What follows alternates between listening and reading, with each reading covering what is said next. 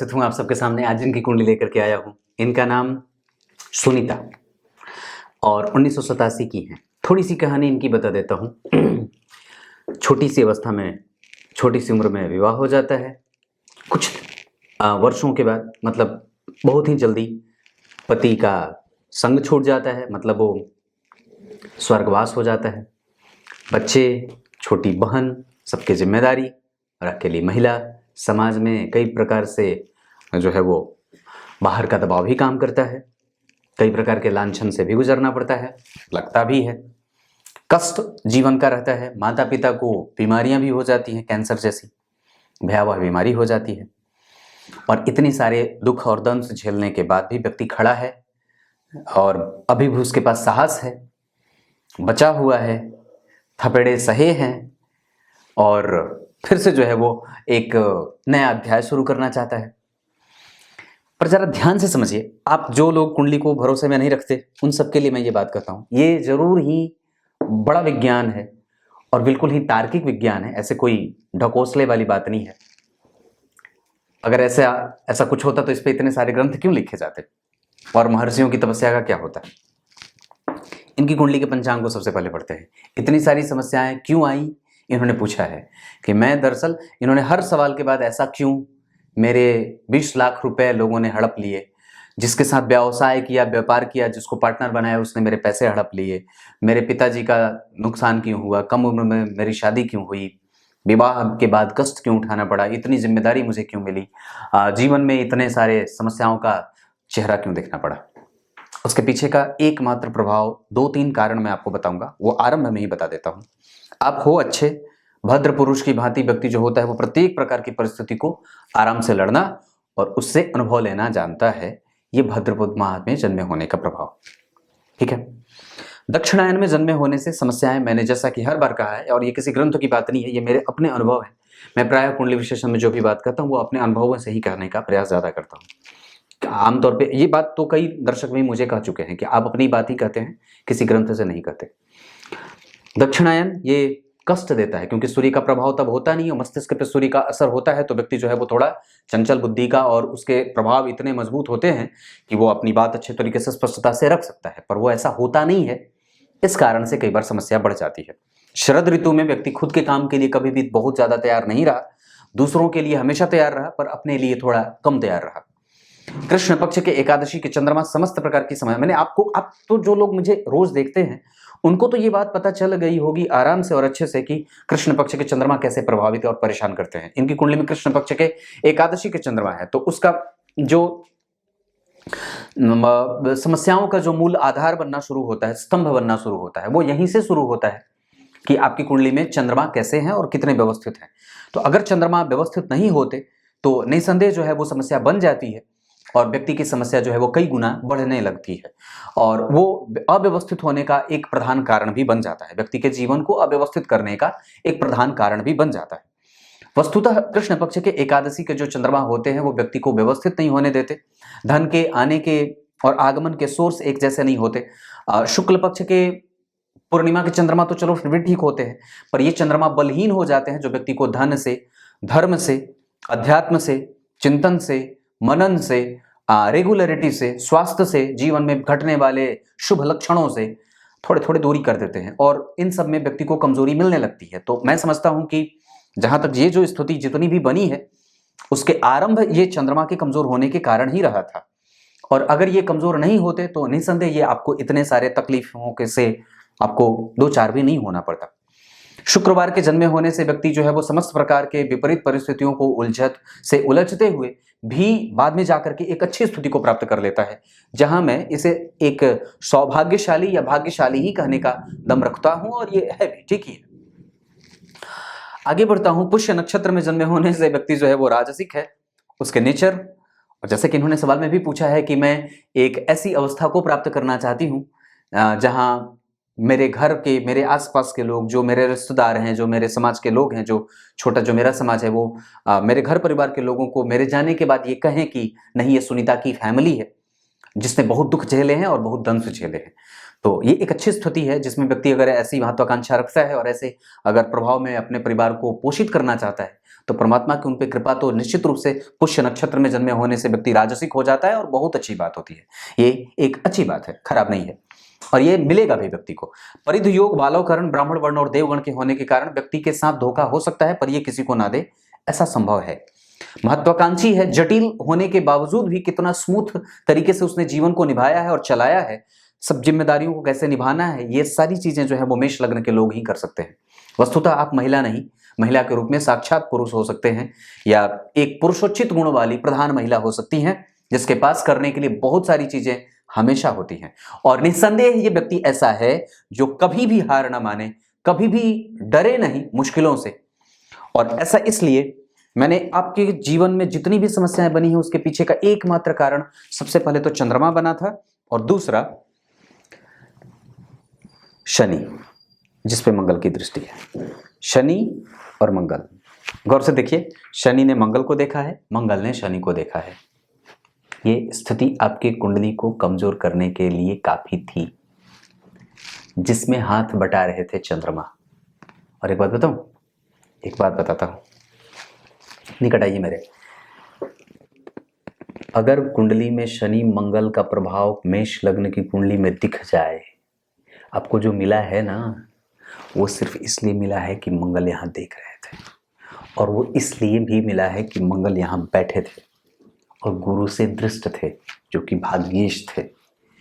आपके जीवन में जितनी समस्याएं बनी हैं, चाहे कम पैसों पे नौकरी करने वाली, चाहे विपरीत जितनी भी बनी हैं, वो इस भाव के अधिपति का यहाँ बैठने के कारण हुआ है। और एक बात बताऊं, और एक बात बताता हूं, दरअसल आपकी कुंडली में जो छठा भाव है वो इसलिए भी कुछ अच्छे परिणाम दे रहा था क्योंकि उस भाव के अधिपति यहाँ बैठे थे। और छठे भाव का बुध तो छठी का दूध याद करा देता है सामने वाले को, आपको नहीं, आपको तो वो साहस देता है, ये बात है। और एक बात बताऊं, और एक बात बताता हूं, दरअसल इस कुंडली में शनि अकेले बैठे हैं, लेकिन इनको अकेले नहीं बैठना था। ये शनि लग्नेश के शत्रु होते हैं, और ये और भी ज्यादा परेशान तब करने लगते हैं जब इन पे किसी पापक ग्रह की दृष्टि पड़ जाती है ना। और ये और भी परेशान तब करने लगते हैं जब ये किसी पापक ग्रह को देख लेते हैं। ये देखा है ना, ये ऐसी स्थिति। आज जरा ध्यान से समझना, अगर यही शनि चंद्रमा के साथ बैठ जाते तो आनंद आ जाता, अगर यही शनि गुरु के साथ बैठ जाते तो आनंद आ जाता, पर यही शनि अगर मंगल से दृष्ट नहीं होते तो आनंद आ जाता। पर यही शनि मंगल से दृष्ट हो रहे हैं, इस वजह से ये मशक्कत करनी पड़ी है। मतलब आपने जितने भी सवाल पूछे हैं उसके जो है वो उसके बेस में दो चीजें काम करती हैं, मुख्यतया तीन। चंद्रमा कमजोर, समस्या का जड़ पक्के तौर पे। दूसरा, शनि का मंगल से दृष्ट होना, मंगल का शनि से दृष्ट होना। हिंसक प्रवृत्ति अपनानी पड़ती है, लड़ना पड़ता है, घसीटना पड़ता है, जिंदगी को जो है वो एकदम पिस करके रखते, निचोड़ देते। और मंगल इस कुंडली में मारक नहीं होते, अष्टम भाव के अधिपति होने के बावजूद भी वो मारक नहीं होते, क्योंकि लग्नेश होते हैं और लग्न में वो मूल त्रिकोण राशि उनकी बनी होती है। इस कुंडली में द्वितीय भाव के अधिपति होने के साथ साथ सप्तम भाव के अधिपति होकर के शुक्र मारक ग्रह की भूमिका में आ जाते हैं, और खास करके वो जब नीच के हो जाते हों, पंचम भाव यानी कि पति का प्रेम खींच लेते हैं, राहु केतु के संपर्क में पंचमेश आ जाते हैं। इस वजह से पति का देहांत और नुकसान, और साथ ही साथ पुत्र को कष्ट भी होता है। खास करके बड़ी संतति कष्ट भोगती है। आपके मतलब विपरीत परिस्थिति में उसने भी बड़े ही बुरे दिन देखे हैं, दूसरी संततियां थोड़ी कम, ऐसा संभव है। इतनी साहस कहां से जुटाया आपने? क्योंकि गुरु और चंद्रमा केंद्र में थे, और चंद्रमा पहले से कमजोर, और प्रत्येक प्रकार से मेंटल एस्टेब्लिशमेंट का जो एक भाव था, या व्यक्ति के पास भाग्य का बल कहें उसको, या फिर व्यक्ति को ईर्ष्यालु प्रवृत्ति का ना रखने वाला कहें, क्योंकि लग्नेश पंचम में बैठे थे, आपने सबको अपना समझा। पर आज ही शाम वाले कार्यक्रम में मैंने ये बात बताई है कि जहां जातिका हर बार अपने पति के पास जाने का प्रयास करती है और असफल हो जाती है, ये पंचम भाव के मंगल आपको आपके पति से दूरी के कारण बनते हैं।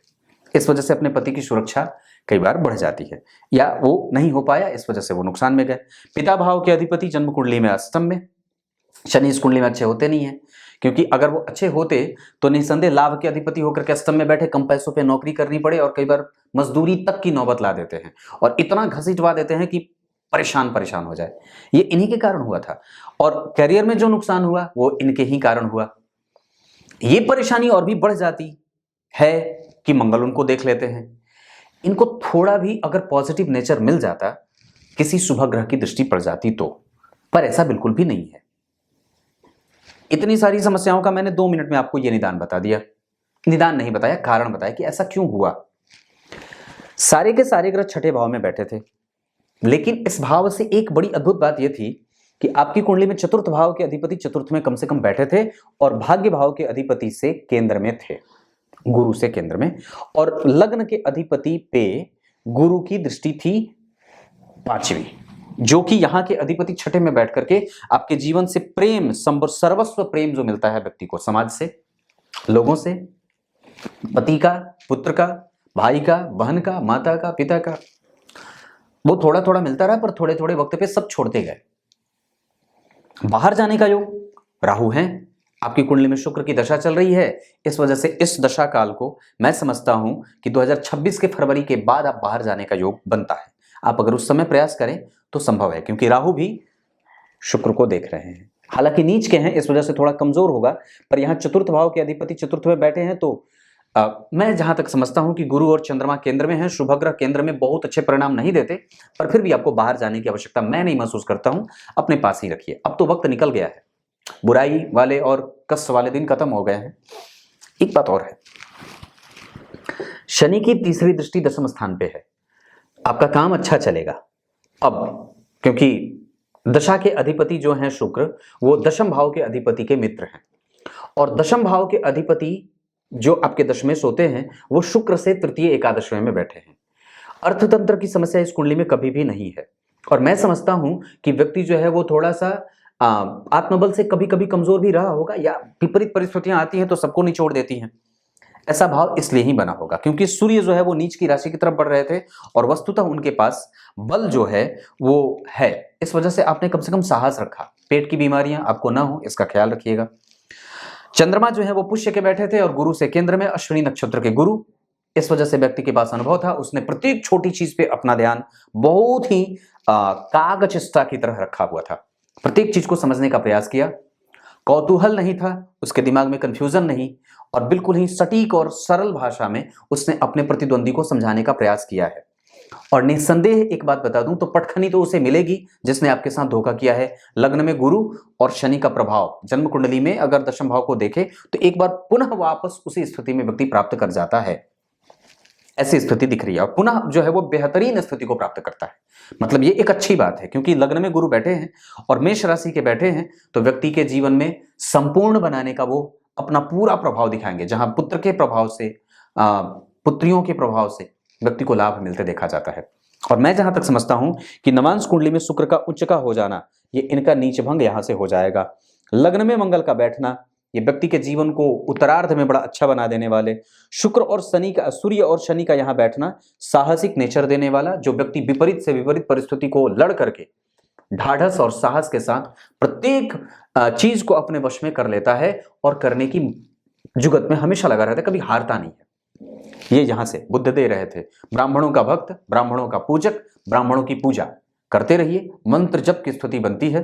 पर आपकी कुंडली का ये भाव थोड़ा कमजोर था बेसिकली, क्योंकि वो नहीं होना चाहिए था। यहाँ पे पंचम भाव पे 12वें भाव, 11वें भाव के अधिपति की दृष्टि थी ना। इस कुंडली में शुक्र अच्छे नहीं होते, इस कुंडली में बुध अच्छे नहीं होते, तो शुक्र और बुध तो वैसे भी कमजोर हो गए, और तीसरे नंबर पे शनि, तो शुक्र कमजोर, शनि कमजोर और बुध कमजोर, तो बढ़िया कौन रहा? इस कुंडली में अच्छे रहे सूर्य, इस कुंडली में अच्छे रहे गुरु, इस कुंडली में अच्छे रहे मंगल, और इस कुंडली में अच्छे रहे चंद्रमा। मतलब 4 अंक आपके लिए अच्छा है। मंगलवार और सोमवार का दिन आपके लिए अच्छा है। इस कुंडली के लिए उत्तर दिशा बहुत अच्छी होगी, पूर्व दिशा भी अच्छी रहेगी। चर प्रकृति का यह लग्न है, इस वजह से व्यक्ति जो है वो हमेशा चलता रहा, उसके दिमाग में कभी भी स्थिरता नहीं रही, हमेशा ही कुछ प्राप्त करने का, अपने बल पे कुछ करने का ये भाव जागृत होता रहा, ये स्थितियां रही। मंगल पूर्वा फाल्गुनी के बैठे थे, अस्त थे। अब जरा ध्यान से समझिएगा, आपकी कुंडली में लग्नेश अस्त थे, इसका मतलब क्या होता है? लग्नेश अस्त हो जाएंगे तो क्या परिणाम नहीं देंगे? वो देंगे, पर हां, जीवन में समस्या आने के बाद ये इस भाव का और इस भाव का परिणाम कमजोर हो जाता है। इस वजह से व्यक्ति को मिलता नहीं है कुछ, कई बार जो चीजें वो एक्सपेक्टेशन जितनी होती है वो नहीं मिलती, और उसको खुद से ही सारी चीजें प्रूफ करनी पड़ती हैं। हर बार व्यक्ति को अंडर एस्टिमेट किया जाता है, जहां कम पैसों पे आपकी मजबूरी का फायदा भी उठाया जाए और त्रस्त होना पड़ता है। बेझिझक आपसे कोई कुछ भी कह देता है, पर आप उसको स्वीकार कर भी लेती हैं। हालांकि मंगल ने आपको बहुत बल भी दिया था, क्योंकि आपकी कुंडली में मंगल की 7वीं दृष्टि यहां पे जो आपको जीवट दे रही थी, जीवटता, और 8वीं दृष्टि 12वें भाव पे जहां राहु बैठे थे पहले से ही, आपके जीवन में विपरीत परिस्थिति। राहु की दृष्टि यहां पे अच्छी नहीं, राहु की दृष्टि यहां पे अच्छी सामान्य, राहु की दृष्टि यहां पे अच्छी नहीं, मतलब 3 में से 2 दृष्टि तो कमजोर रही। गुरु की 5वीं दृष्टि यहां अच्छी रही, इस वजह से कम आप शिक्षा में रहे, पर वो बाधित होती रही, क्योंकि पंचमेश जो थे वो छठे में बैठे थे नीच के शुक्र के साथ। इस वजह से व्यक्ति के जीवन में, और पिता का सुख वैसे भी थोड़ा कमजोर, पिता का प्रभाव वैसे भी थोड़ा कमजोर था। जब तक थे तब तक तो ठीक थे, क्योंकि उनकी दृष्टि यहां पे जा रही थी, लेकिन जाने के बाद सारी चीजें अल्टीमेटली जो है वो कमजोर हो जाती हैं और नेस्तनाभूत हो जाती हैं। एक ही समय पे दुख का पहाड़ टूटता है, ऐसी स्थितियां होती हैं। इस कुंडली में अभी शुक्र की दशा चल रही है, और मैं समझता हूं कि ये ठीक ही है, खराब नहीं है। और एक बात और बताता हूं, ये वक्त जो है वो धीरे धीरे कट रहा है। आपकी कुंडली में 2024 के बाद से और भी चीजें अच्छी होने शुरू हो जाएंगे। और एक बात और है कि 23 से भी इसे मैं देख रहा हूं, तो इसे कमजोर नहीं कहना चाहिए। अब एक बुरे दौर को आपने पार कर रखा है, और शुक्र चूंकि उच्च के हैं यहाँ, ये अच्छी बात है। यहाँ पे शुक्र का जो है वो अपडेट करिए खुद को थोड़ा सा, और भी अगर हो सके तो। चंद्रमा ठीक है, व्यवसाय और व्यापार आपका अच्छा रहे। मंगल है, त्रस्त थोड़ा सा होता है व्यक्ति जो है वो, कभी भी उसकी महत्वाकांक्षा पूरी नहीं होती, वो असंतोषी प्रवृत्ति धारण कर लेता है। लगातार काम करने की प्रवृत्ति उसको कभी भी बेचैन ही रखती है, शांत नहीं होने देती। और बुध लग्न में बैठे हैं, व्यापारिक सोच का होता है, उसको हमेशा ही एक्वायर करने का बड़ा मन रहता है कि मैं कुछ ये पालूं, मैं कुछ वो पालूं, मैं कुछ वो कर दूं, जो है वो, मतलब अगर उसके पास मिट्टी हो तो वो चाक चलाता रहे, ऐसी स्थिति होती है। क्लियर है? इतनी सारी चीजें तो समझ में आ गई होंगी आपको। अब आगे बढ़ाता हूं। इस भाव का यहां बैठना ठीक नहीं था, इस भाव का यहां बैठना ठीक नहीं था। गुरु की दृष्टि नहीं थी, गुरु की दृष्टि नहीं थी, गुरु की दृष्टि नहीं थी, गुरु की दृष्टि थी पर अच्छी नहीं थी। गुरु की दृष्टि यहां के लिए अच्छी थी, गुरु की दृष्टि यहां के लिए अच्छी है। मंगल की दृष्टि यहां के लिए सामान्यतया आपको वो कई बार आपके पैतृक संपत्ति से आपका लाभ दिखाना चाहती है या देना चाहती है, पर वस्तुतः उसके लिए बड़ी मशक्कत करनी पड़े, क्योंकि धन भाव के अधिपति नीच के थे तो व्यक्ति ऋण में चला जाता है, और घोर मतलब जो कि कई बार उबरने में बड़ा मुश्किल कर दे। और खास करके अभी तो स्थिति और भी ज्यादा है जो टफ और टफनेस क्रिएट कर सकती है। मैं समझता हूं कि आपकी कुंडली में ऋण से मुक्त होने का दौर 2029 के करीब में चलेगा। तब तक आपको अगर हो सके तो खुद के व्यापार पे ज्यादा ध्यान देना चाहिए, और शिव जी को शहद अर्पित करने से धन की गति बढ़ जाती है। दूसरी बात कि अगर हो सके तो आपको मैं एक मंत्र भेजूंगा गणेश जी का, अगर उसका जप करें, या व्यापार बिल्कुल बंद बढ़ गया हो और कुछ भी अब समझ में ना आता हो, उस मंत्र का जप करने से बिल्कुल आकस्मिक ही नहीं, बहुत ही सफल प्रयोग है वो, जो मैं आपको करके बताऊंगा और करने को बताऊंगा। आप करें तो कुछ जो है वो व्यक्ति को एक पॉजिटिव नेचर मिलता है, वो मैं आपको बताऊंगा। आपको उपाय के तौर पर वो चीज मेरे यहां से भेजी जाएंगी। इतनी सारी चीजें, सवाल तो सारे नेगेटिव आपने पूछे थे, पर आपकी कुंडली में दशमांश कुंडली बड़ी अच्छी बनी है, क्योंकि दशम स्थान के अधिपति लग्न में, यहाँ के अधिपति जन्म कुंडली में प्रतियोगिता कर रहे थे, इस वजह से आरंभ कष्ट से युक्त होता है। और सूर्य और गुरु का एक साथ बैठना आपको साहसी नेचर भी देता है। आप मेष लग्न थे, जिम्मेदारी तो आपको वैसे भी मिलनी थी, मेष लग्न के लोगों को जिम्मेदारी मिलती है। यह लग्न चर प्रकृति का है, और वस्तुतः ये वो लग्न है जो दिन में बली है, मतलब ठीक ही है, कहेंगे दिन और रात क्या, हर समय व्यक्ति काम करता रहा। एक बात और है, लग्नेश का पंचम भाव में जाना, किसी के साथ धोखा ना करना, किसी को धोखेबाजी में ना रखना, बिल्कुल स्पष्ट बोल देना, और लग्न में गुरु का होना, मंगल का देखना। गुरु और मंगल का संयोग, व्यक्ति की कन्विंसिंग कैपेसिटी अच्छी है, उसका प्रभाव कमजोर नहीं है, उसके अंदर गुण होते हैं जो उसको गंभीर बना दे, समाज में एक प्रतिष्ठित महिला के रूप में उसकी पहचान स्थापित करवा दे।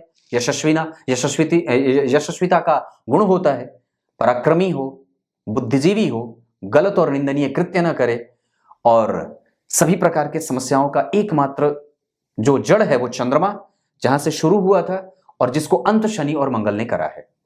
इस कुंडली की स्थिति।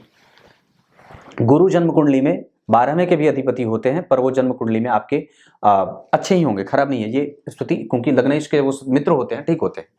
मेष लग्न के लोगों को निभाना पड़ता है, और चूंकि वो जिम्मेदार होते हैं इस वजह से उनके कंधे भी मजबूत होते हैं, और जो कंधा मजबूत होता है उसको उठाना पड़ता है, उसको भार ज्यादा दिया जाता है। बच्चे, एक ईंट उठाने के लिए बच्चे को दिया जाता है, पर उसके पिता को 4 और 8 लाद दिया जाता है, चाहे वो भूखा हो चाहे वो भरा हो। पर बच्चे को कई बार अगर निर्दयी मालिक मिल जाए तो वो भूखे बच्चे पे भी 2 ईंट लाद देता है। ये कहने का मतलब है। आपकी कुंडली में डिग्री और नक्षत्र के आधार पर अगर बात करूं तो सूर्य जो है वो जन्म कुंडली में कमजोर थे, इस वजह से पंचम भाव का परिणाम कम मिला, या फिर ये कह सकते हैं कि यश, कीर्ति, मान, सम्मान, पद, प्रतिष्ठा, गौरव, कुल और वो जो प्रेम, वो जो स्नेह समाज से मिलना चाहिए था, जो रिकॉग्निशन मिलनी चाहिए थी, वो कमजोर रही। चंद्रमा जो है वो वृद्ध थे, मंगल वृद्ध थे, इस वजह से मशक्कत और सुख और मानसिक जो मेंटल स्टेबिलिटी होती है वो कमजोर रही। इसके कारण व्यक्ति को जो है वो कई बार बहुत ही ट्रॉमा से गुजरना पड़ता है, और वो आपने देखा भी होगा, वो मैं समझता हूँ। मंगल के बाद अगर बुध की, मंगल भी बहुत अच्छे चूंकि नहीं ही थे, अस्त थे, तो उन्होंने अपना परिणाम दिया नहीं जितना वो आपने अपेक्षा करी थी। पर वस्तुतः वो लग्नेश इस वजह से थे, और लग्नेश थे, पंचम में बैठे थे, छठे में बैठ जाते और भी तो परेशान कर देते। तो वस्तुतः आपने जो चीजें यहां तक खींच करके आपके अंदर जो साहस था वो अस्त होने के बावजूद भी ग्रह ने दिए हैं।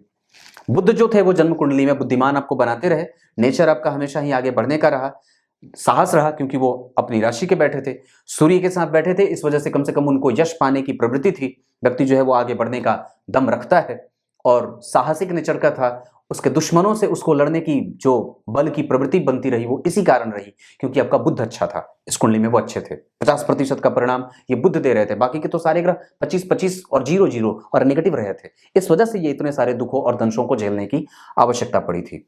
मंगल जो है वो बुध, और बुध के बाद गुरु और शुक्र। गुरु जो जिस डिग्री पे बैठे हैं उस अवस्था में वो बाल अवस्था के 25%, और शुक्र तो और भी कमजोर, यानी कि इस कुंडली में मारक ग्रह कमजोर है। इस दशा काल में देवी कवच का पाठ जरूर करना चाहिए, देवी दुर्गा के मंदिर का दर्शन अवश्य ही करना चाहिए। शनि जो है वो जन्म कुंडली में 50% का परिणाम करेंगे, लेकिन एक बात मैं बताता हूं कि अगर इस कुंडली में वो ठीक नहीं है तो ही ठीक है, अच्छी बात है। वो मैं समझता हूं कि आपको वो मतलब निगेटिव ही रहे, वो ठीक नहीं थे, वो ठीक नहीं थे, वो ठीक नहीं थे। अब एक बात और बताता हूं, इस कुंडली में दाम्पत्य का सुख कमजोर था, लेकिन डेली बेसिस का इनकम कमजोर नहीं था। इस वजह से व्यक्ति कुछ ना कुछ हमेशा कमाता रहा, या जुगत लगाता रहा कुछ ना कुछ कमाने का। ये कुंडली मेष लग्न की है, जो हर तरीके से अपने आप को बैलेंस करने के लिए जानी जाती है, और वस्तुतः साहसिक कुंडली इस वजह से भी कही जाती है क्योंकि ये स्वयं काल पुरुष की कुंडली होती है, जहां सूर्य स्वयं आत्मा के प्रतीक होते हैं, और वो पंचम भाव के मालिक बन के कमजोर बैठे थे। भाग्य भाव के अधिपति संपूर्ण थे, और वो 50% का परिणाम आपकी कुंडली में दे रहे थे। लग्न में बैठे थे, आपके अंदर कम से कम पॉजिटिव नेचर था, चंद्रमा ठीक बैठे थे, भाव के आधार पर वो कमजोर थे पक्ष बल से, इस वजह से निगेटिविटी वहां से बढ़ी। पर वस्तुतः उन्होंने जितना दिया है, आप अपने जीवन को अगर अच्छाई से समझें या बुराई से, तो मैं जो ग्राफ जो बता रहा हूं उसमें जिसने जितना दिया है उसको उतना ही देना था। पक्ष बल के कमजोर होने से चंद्रमा के पास बल था नहीं, लेकिन भाव से वो बढ़िया बैठे थे, वे इनका कारक क्षेत्र है, यहाँ पे वो अच्छे होते हैं, तो अपना उन्होंने दिया था। और वस्तुतः नहीं तो आप तो खत्म हो चुके होते, नुकसान हो गया होता आपका, लेकिन वो तो हुआ नहीं। तो कहने का मतलब है कि ये जो चीज है वो कहीं ना कहीं एक अच्छी बात भी हो जाती है।